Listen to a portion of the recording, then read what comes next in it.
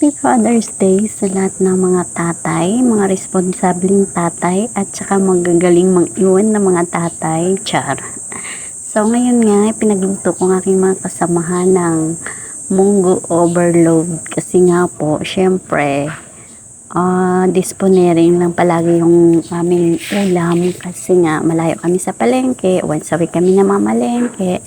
So, ito na nga guys. Nag-isa na ako ng munggo at saka konting balat ng baboy para may lasa lang siya.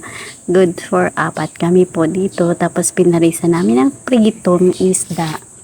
So, ayan po, habang nagpiprito ako, nilagay ko na ang mga tira-tirang gulay dun sa may ref. Yung talong, ampalaya.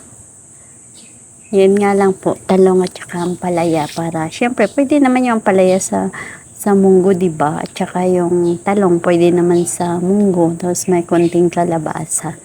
So, wag na kayong magtaka kung bakit naging halo-halong gulay po yung aming munggo. Kasi nga, pizza de peligro niya, guys. So, ayan. Habang ito nga, sinunod ko na igisa yung pinalambot ko ng munggo. Ayan po. So, igisa natin na aking munggo. Malapot siya, guys. Kasi nga, syempre, tsaka lagyan ng konting sabaw.